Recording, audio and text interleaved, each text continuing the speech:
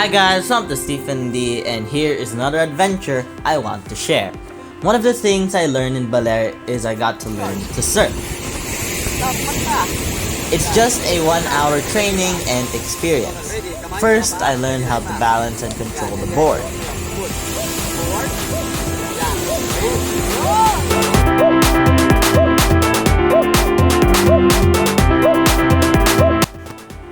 Then, the actual experience. By the way, for me, the actual experiences are always the best way to learn.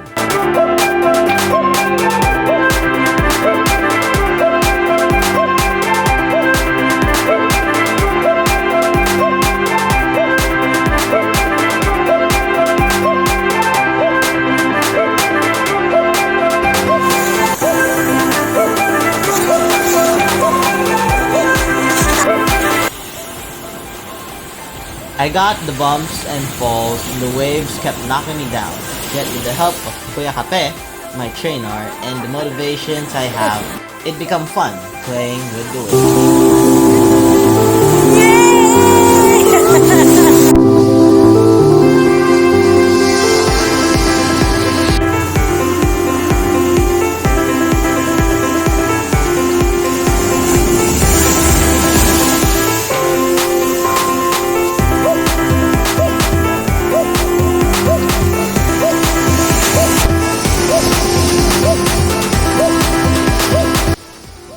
After several falls, what's important is the time to get up back again. Try, and learn from every moment. There were obstacles like the big waves or people in the way, but if we keep our balance and learn to dance with the waves, we can reach our goals. Yay, I did it!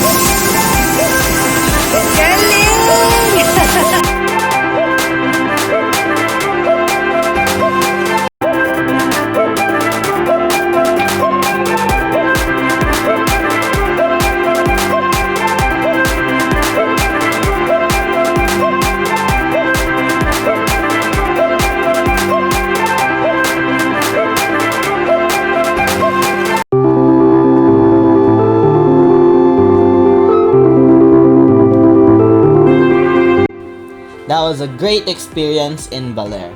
Then we had our time to play with the waves. Oh, I love that it's like unlimited wave pool there.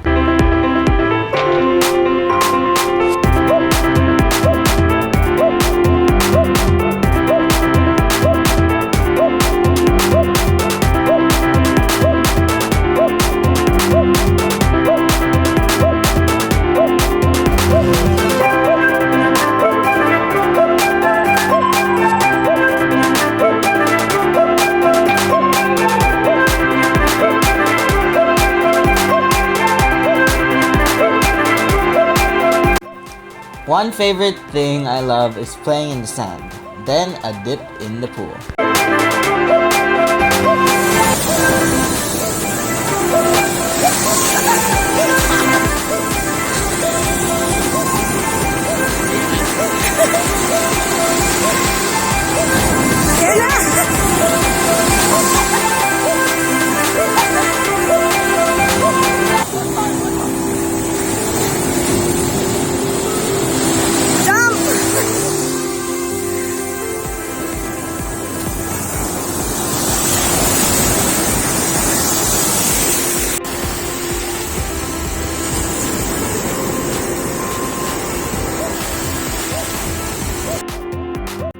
Nature is just great. More adventures next time. Hope you like it, and if you visit Baler, don't miss the experience of playing with the waves and surfing. The waves are calling. Thank you for watching. Bye.